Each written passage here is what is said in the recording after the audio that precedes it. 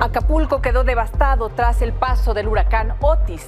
La población sigue incomunicada. A 24 horas del impacto, el gobierno federal logró llegar al lugar. Vamos con toda la información. Bienvenidas, bienvenidos.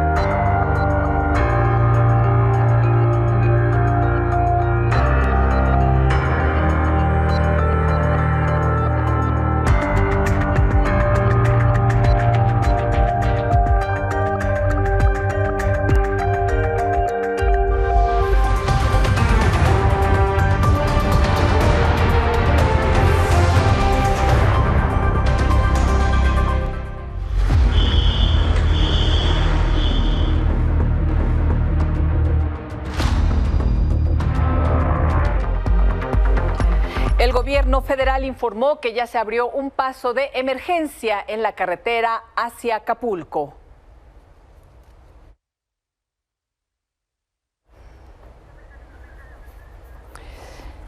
Así, la devastación de la carretera que conecta a la Ciudad de México con Acapulco Guerrero. Las fuerzas federales acudieron al lugar. Después lograron abrir una brecha e informaron que estarán proporcionando insumos a la población y estarán informando en breve. Y es que esto es parte de lo que sucedió en Acapulco por la llegada del huracán Otis.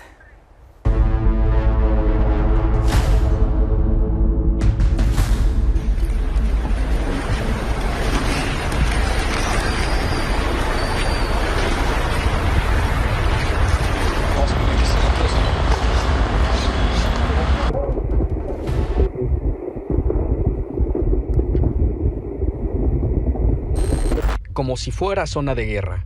Así amaneció el puerto de Acapulco Guerrero tras el paso del huracán Otis categoría 5, el más poderoso que ha sacudido las costas del Pacífico mexicano. El huracán arrasó con hoteles, bares, negocios y demás establecimientos asentados en la costera Miguel Alemán del puerto de Acapulco. Los señalamientos fueron arrancados de sus postes, el cielo permanece gris y las calles obstruidas. El tema es que, déjate tú la carretera, ¿cómo podríamos salir en coche de aquí, cabrón? No puedes, güey, ahorita no puedes. Es el lobby del Princess. Rescatando al soldado Brian. Eso, tu bolsa y todo, yo también la libré con mi bolsa. Lo más importante, este coche hasta el lobby se metió. El presidente López Obrador anoche avisó que Otis iba a llegar con toda su fuerza a Guerrero. El tuit fue poco después de las 8 de la noche y casi 12 horas después, en su conferencia mañanera, solo dijo que pegó muy fuerte y no dio datos de víctimas o daños materiales. Sí, pegó muy fuerte el huracán en Guerrero, en la Costa Grande, ha perdido las comunicaciones por completo. Hasta ahora no tenemos datos sobre pérdida de vidas humanas, pero no hay comunicación, no sabemos. Sí, daños materiales, ruptura de caminos, la propia autopista llegando a Acapulco tiene derrumbes. Sin embargo, horas después, el presidente partió de Palacio Nacional hacia Acapulco Guerrero para supervisar los trabajos y conocer los daños que dejó el huracán. Vamos allá ahora, eso es lo que le puedo decir. Por el momento, digamos, para reportar a la gente, por la autopista no hay acceso. Sí, pero vamos a dejar ya maquinaria, trae el ejército maquinaria, comunicaciones y transportes, y vamos a buscar que se reabra lo más pronto posible la autopista. ¿Por la federal sí hay circulación, presidente? Sí. ¿Se sabe de fallecidos a la fecha, presidente? Todavía no tenemos datos, vamos para allá. Este miércoles, las personas que caminan por las calles se ven desconcertadas, en contraste con el colorido paisaje que caracteriza Acapulco. Sin embargo, las personas que se encontraban en el Hotel Princess anoche vivieron horas de terror. Acaba de pasar lo más cañón que fue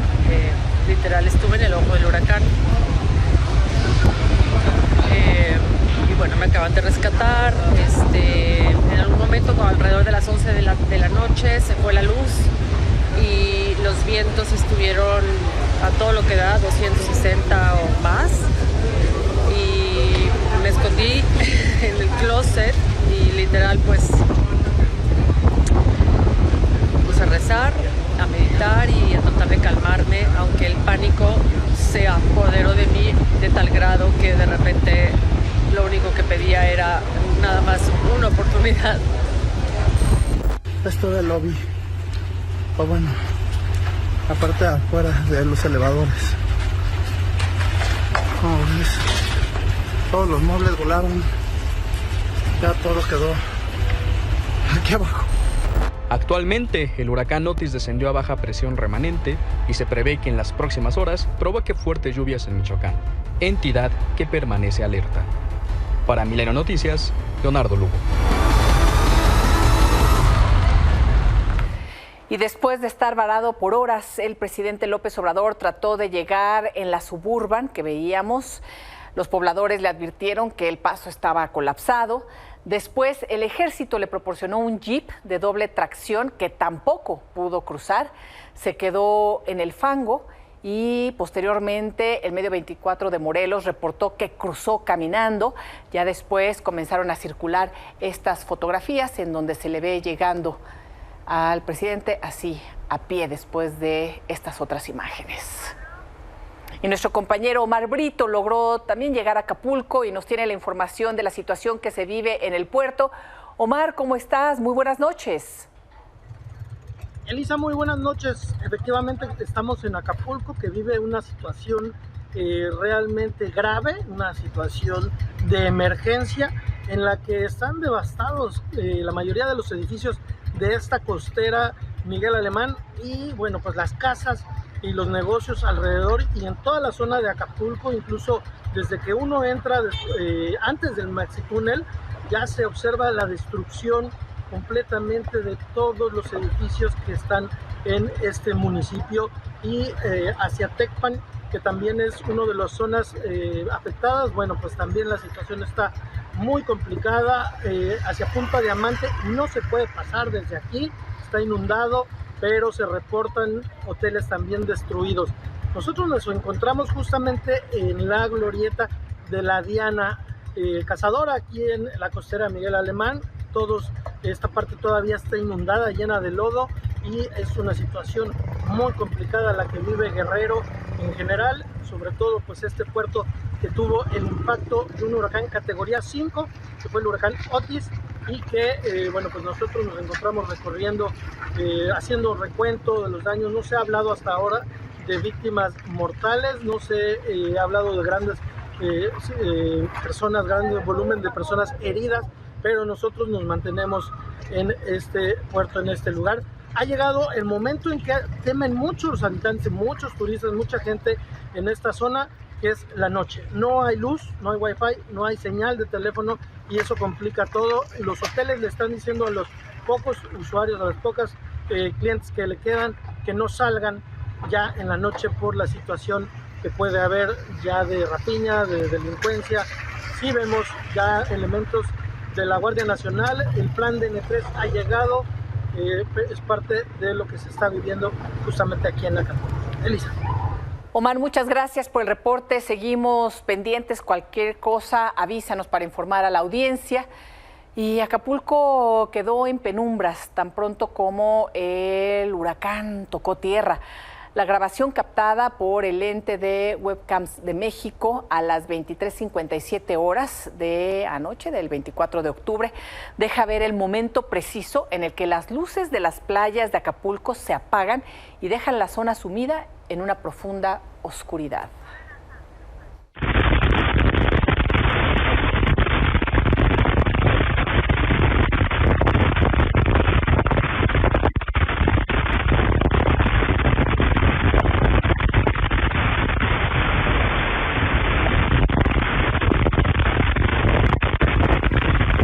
Y así se ve el antes y el después de la costera Miguel Alemán de Acapulco tras el paso de Otis.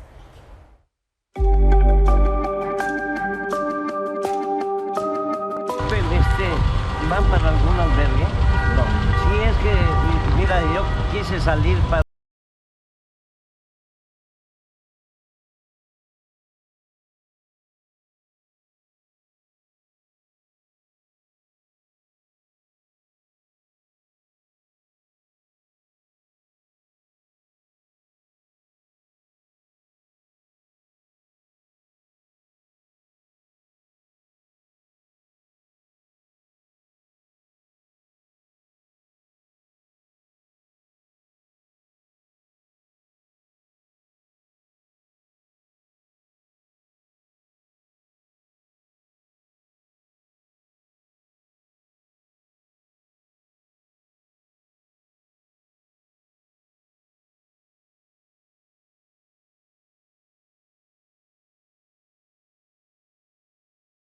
cómo está la situación en la capital y en los poblados aledaños. Buenas noches, Jorge.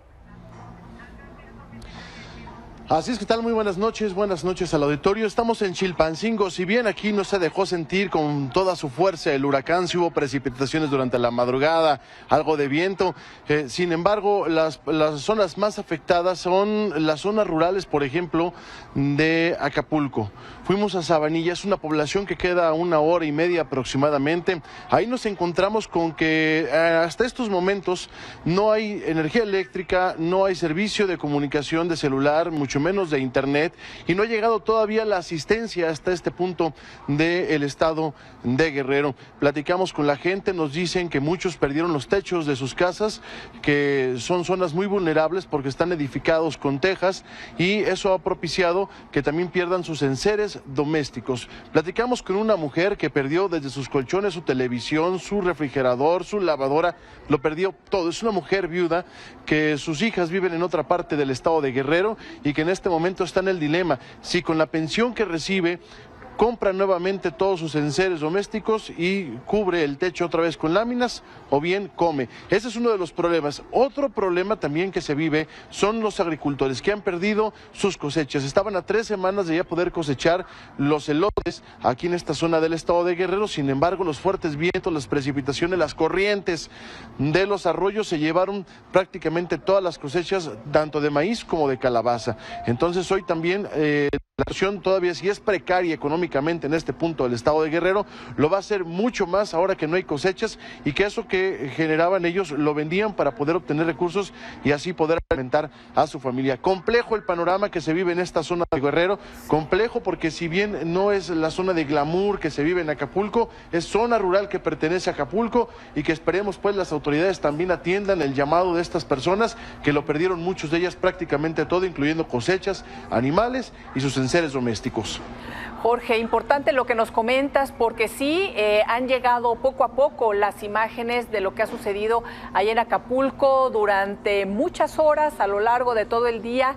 No se pudo conocer más de lo que iba surgiendo por la falta de comunicación, por la falta de internet.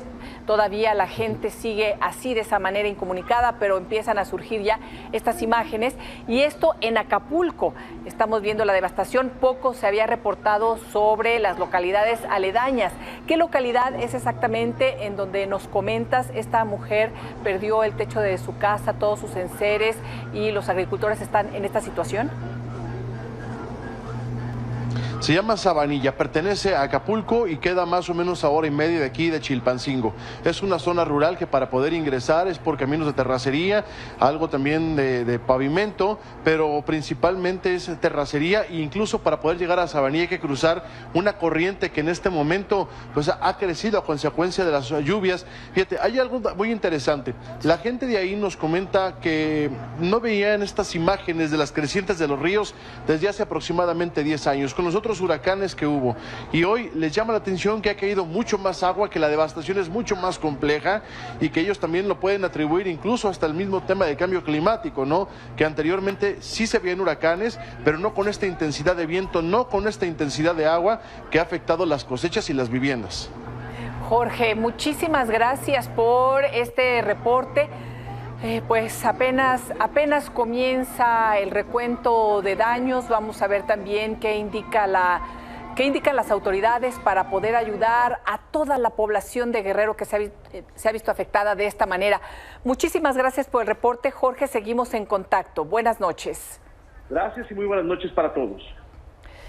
Y tras un día de incertidumbre, hace poco más de 1 hora, la gobernadora Evelyn Salgado escribió en sus redes sociales que se encuentra en el centro de mando de Acapulco con todo su gabinete para hacer frente al paso del huracán, y que se encuentra con personal de la CFE para reactivar los servicios de electricidad y bombeo de agua potable, y que está trabajando con la Secretaría de Comunicaciones y Transportes para restablecer las carreteras, y le pide a la ciudadanía calma.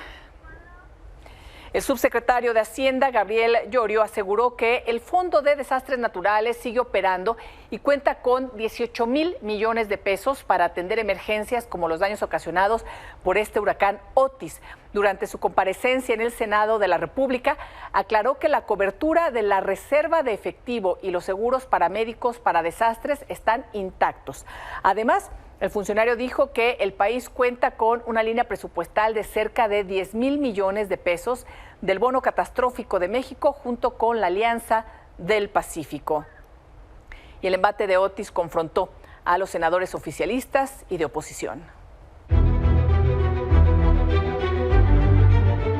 No basta un pronunciamiento, tampoco buitres electorales en la tragedia de ningún partido, de ninguno. Y tampoco impunidades criminales para los que estaban encargados de prevenir esta tragedia. Esta tragedia se podía prevenir. Yo pido, el Grupo Plural pide una tregua fiscal para Acapulco, una tregua fiscal por misericordia para Acapulco. Ese sí es nuestro poder, esa sí es nuestra legitimidad. Al gobierno federal le toca ponerse las pilas, trabajar en serio. Guerrero no se va a levantar solo. El gobierno federal sabía con anticipación que esto ocurriría y no se preparó lo suficiente. Pero es inaceptable que el gobierno federal no tenga la capacidad para establecer comunicación de emergencia de manera inmediata, en un lugar que está a menos de 5 horas de la Ciudad de México. Deberas de generar esta conciencia común y de hacer entre todos el esfuerzo de poder contribuir. Mi propuesta es que donemos un día de salario a los senadores para que de manera inmediata llegue lo urgente. Viene aquí una senadora de Morena a decir, denos un voto de confianza. No, mejor denles el Fonden a las y los acapulqueños.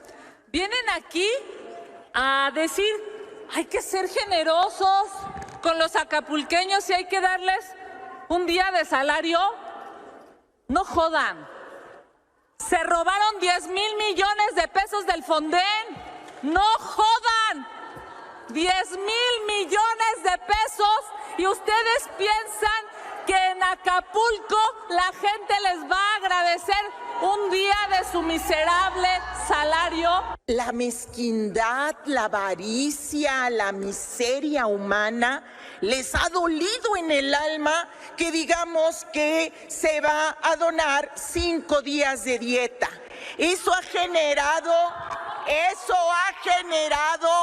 un odio y una resistencia de la miseria, donde nada más quieren estar haciendo tragedias, donde nada más se pretende hacer politiquerías. Les dicen, mi pueblo come cuando hay.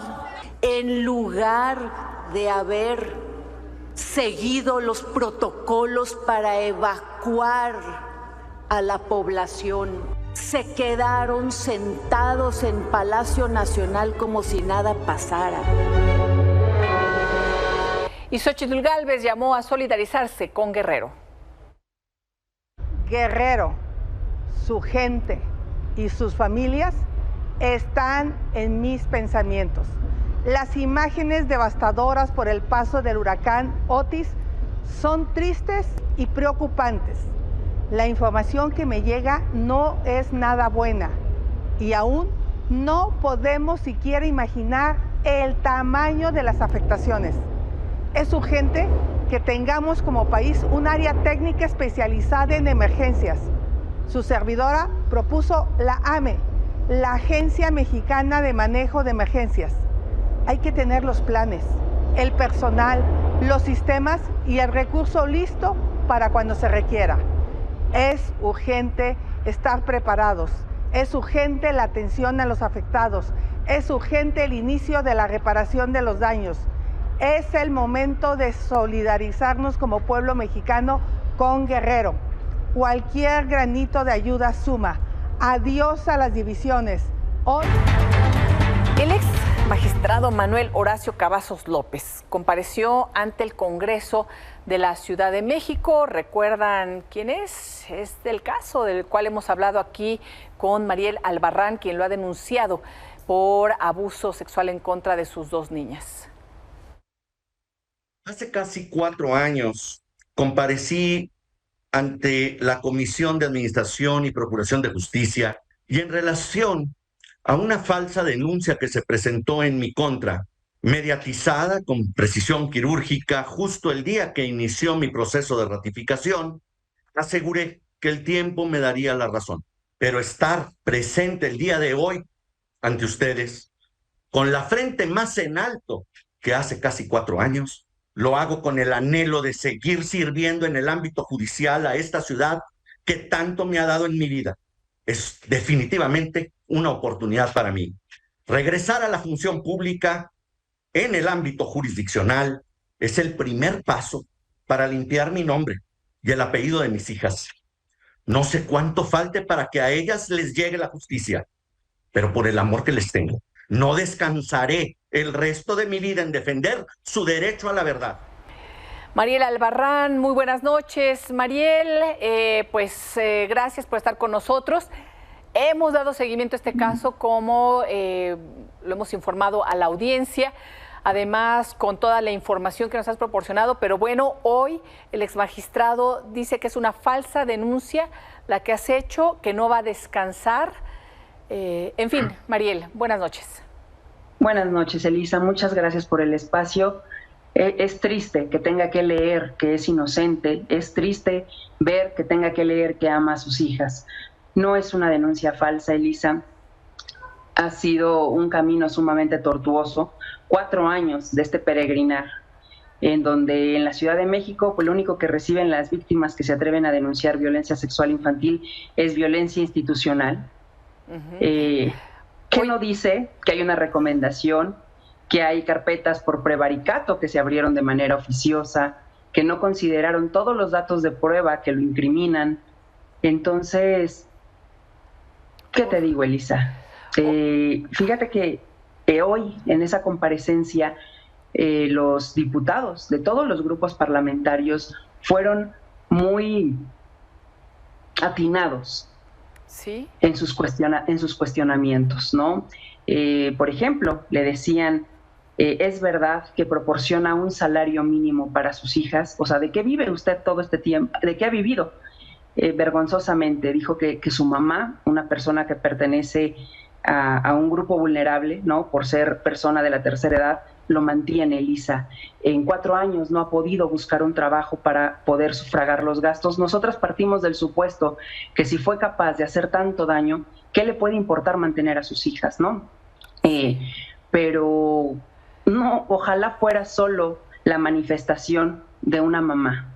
Son los testimonios de mis hijas frente a ministerios públicos, con psicólogas clínicas ahí presentes, dictámenes públicos, dictámenes privados, informes del Centro de Atenciones de la propia Fiscalía General de Justicia de la Ciudad de México, informes de ADIVAC, una asociación con 30 años de experiencia. Lo he repetido tanto, Elisa, seguramente es cansado para quienes nos escuchan, pero que se pongan en mi lugar, ¿no? Oye, ¿qué Mariel, no harían? Sí. Y nada más también para comentar, él hablaba en esta comparecencia de esta intención de sumar a los medios de comunicación, hablaba de estas denuncias mediáticas, pero bueno, también ha sido un camino complicado. De hecho, hay que decirlo que en particular en este espacio, personas de la Ciudad de México me preguntaban si me atrevía a llevar este caso, el tuyo, porque es un nombre importante para las autoridades de la Ciudad de México. Así es, o sea, el solo hecho de que pertenezca al sistema de procuración y administración de justicia, pues ya es complicado, ¿no? Pero si a eso le sumas que es un hombre pluripartidista, ¿por qué? Porque tiene amigos en todos los partidos políticos, ¿no? Quienes le han apoyado. Hemos evidenciado, a ninguna víctima le gusta salir en medios de comunicación a exponer situaciones como esta, Elisa. No olvidemos que si he salido es justo para evidenciar toda la podredumbre que hay al interior de la Fiscalía, al interior del tribunal, donde transmitiste, ¿no?, los audios del Ministerio Público que confirmó el no ejercicio de la acción penal diciendo que fue presionada para determinarlo de esa manera, donde en un acta circunstanciada de la Comisión de Derechos Humanos se deja constancia que me impidieron la entrada a las instalaciones. O sea, todas estas irregularidades han sido evidenciadas y la verdad es que he sido afortunada, Elisa, de tener estas redes de apoyo, de tener esta oportunidad de visibilizar, pero que quede claro que si hemos salido a medios de comunicación es justo por todos los obstáculos. Hoy te puedo decir con toda la seguridad del mundo que gracias a ustedes como medios de comunicación, mis hijas y yo estamos a salvo. Son complicidades perversas del agresor, de abogados que tienen vínculos con la delincuencia organizada, con las autoridades corruptas. Hoy no sé si estaría aquí narrando lo que hemos vivido. Él al inicio de la comparecencia dijo que era una denuncia falsa, elaborada de manera quirúrgica, de frente o de cara a su proceso de ratificación. Ve la falacia nada más. La denuncia fue, la presentamos en septiembre del 2019, Elisa. Si nosotros salimos a medios de comunicación en enero, febrero del 2020, fue porque querían dar carpetazo, justo porque se acercaba el proceso de ratificación. Nosotras permanecimos en silencio, en el anonimato, septiembre, octubre, noviembre, diciembre, enero, cuando me dice la propia Ministerio Público, señora, quieren cerrar la carpeta de investigación porque él tiene un proceso de ratificación, es cuando los medios comienzan a visibilizar este caso, ¿no? Es muy fácil, él se sienta, dice, porque tengo la patria potestad de mis hijas. Sí, es una patria potestad que yo también tengo, pero yo además tengo la guarda y custodia de mis hijas, ¿no? Lo cuestionaron sobre la violencia, si conoce qué es la violencia vicaria, por todas las denuncias que existen en mi contra, 7 carpetas de investigación, Elisa, donde se ha dedicado a anular el testimonio de mis hijas y a perseguirme, porque no desisto en esta búsqueda de justicia, donde 4.5 millones de niñas y niños son violentados anualmente, lo que significa que hay 4.5 millones de pederastas entre nosotros, que son médicos, que son magistrados, que son jueces, que son maestros, y más bien la resistencia de la sociedad, de todos nosotros, a creer que un magistrado puede ser un pederasta y que están entre nosotros. Sí, Mariel, como siempre, agradezco el que nos informes en qué va todo este caso y siempre te pregunto qué sigue, ¿verdad? Pero manténnos informados, ¿te parece? Claro que sí. Nada más te quiero decir por último que el día de mañana, 26, tenía programada la audiencia inicial en mi contra por corrupción de menores. Se difirió una vez más hasta el 28 de noviembre, pero bueno, que estén pendientes, ¿no? Y que sepan que esta persecución no cesa. Muchas gracias, Elisa. Seguimos atentos. Gracias, Mariel. Buenas noches. Buenas noches. Y esta tarde llegó a la Cámara de Diputados la cantante Gloria Trevi. Esto para respaldar la iniciativa en contra de la trata de personas del coordinador de Morena, Ignacio Mier.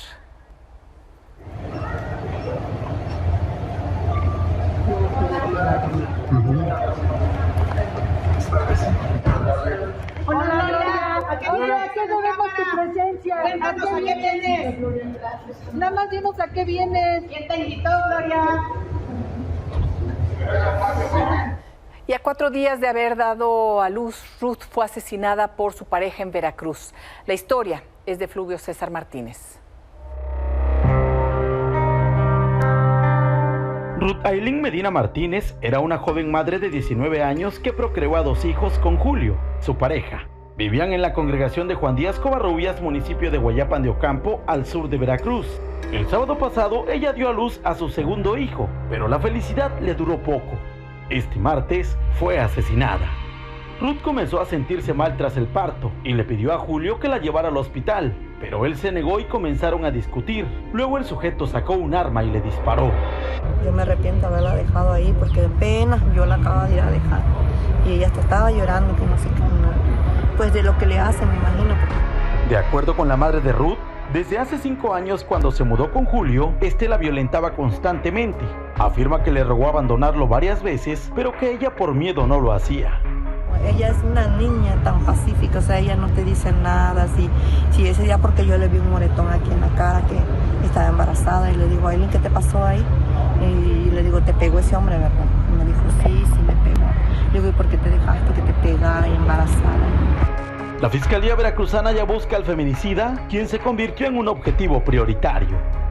Los indicios que tenemos que lo hace drogado. Hoy mismo instruimos boletinar al presunto responsable para ayudar a la Fiscalía a dar con su paradero. Ruth deja en la orfandad a un niño de 4 años y al pequeño de apenas 4 días, que ahora están bajo el cuidado de su abuela materna. Desde Veracruz para Milenio Noticias, Fluvio César Martínez. Una pausa y volvemos.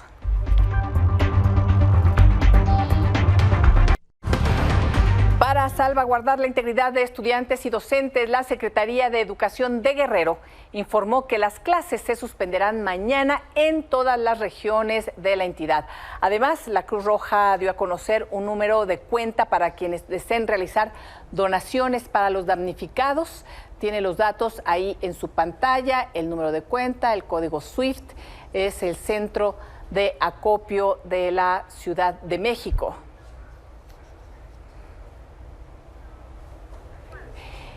Y precisamente nuestro compañero José Arturo García se encuentra en el Centro de Acopio de la Cruz Roja de la Ciudad de México.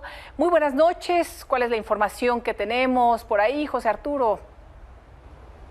Gracias, buenas noches de nueva cuenta. Y bueno, tenemos información, está a punto de cerrar este centro de acopio que se ubica en la colonia Polanco, justo la sede nacional de la Cruz Roja Mexicana, el cual pues activó estos protocolos para recibir las donaciones por parte de las personas que tengan esta posibilidad el día de hoy. Y a partir del día de hoy, como les comentaba, pues ya salió el primer embarque, el primer camión lleno de despensas. 5,000 de ellas llegarán vía terrestre debido a las condiciones climáticas que hasta el momento siguen prevaleciendo en el estado de Guerrero, y como consecuencia el aeropuerto internacional de esta sede pues se encuentra todavía completamente cerrado. Ante esa situación, pues el presidente nacional de la Cruz Roja Mexicana dio el primer banderazo para que salieran las despensas hacia el estado de Guerrero, y el día de mañana ya estarán justo en este lugar, específicamente en Acapulco. Les decía que los horarios son de 8 de la mañana a 8 de la noche, y lo que nos han comentado aquí las personas de la Cruz Roja Mexicana es que se pide a toda la población en general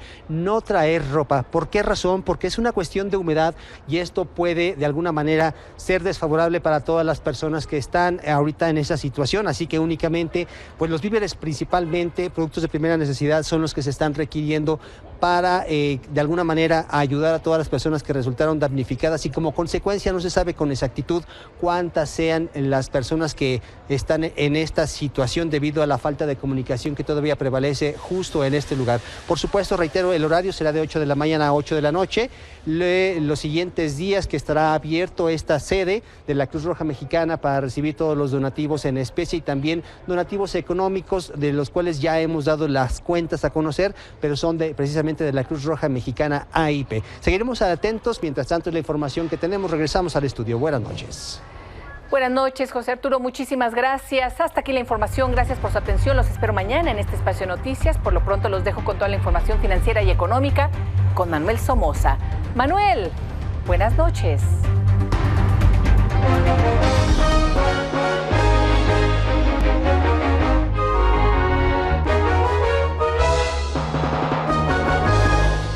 Elisa, buenas noches. Hoy los mercados tuvieron un comportamiento bastante negativo, difícil de explicar. Ayer salieron los resultados de Microsoft y de Google, y la primera, bueno, Microsoft muy bien, la acción hasta subió un poco. Sin embargo, los de Google también superaron las expectativas en los números globales, pero en la línea de negocios de la nube no alcanzaron su objetivo. Y eso fue suficiente para que la empresa la castigaran con una baja del 9%. Eso es lo que organizó en el mercado hoy esta esta volatilidad tan elevada, sobre todo en el sector tecnológico. Finalmente, el Dow Jones se cayó 0.32%, el Standard & Poor's 1.43%, pero Nasdaq perdió el 2.43%. El IPC, por contra, tuvo un crecimiento del 1.03% y el peso mexicano cerró en 18.32. No hubo grandes referencias económicas. El único anuncio que vale la pena comentar es que China sí hizo una emisión de deuda soberana por el equivalente de 137,000 millones de dólares, o sea, va a incrementar su déficit fiscal del 3 al 3.8%, y esta enorme cantidad de dinero se supone que la va a utilizar para hacer más fuertes sus obras de infraestructura y de esta manera darle crecimiento a esa importante economía. Yo creo que eso es lo más relevante que tuvimos el día de hoy. Nos vemos mañana para un comentario adicional. Muchas gracias.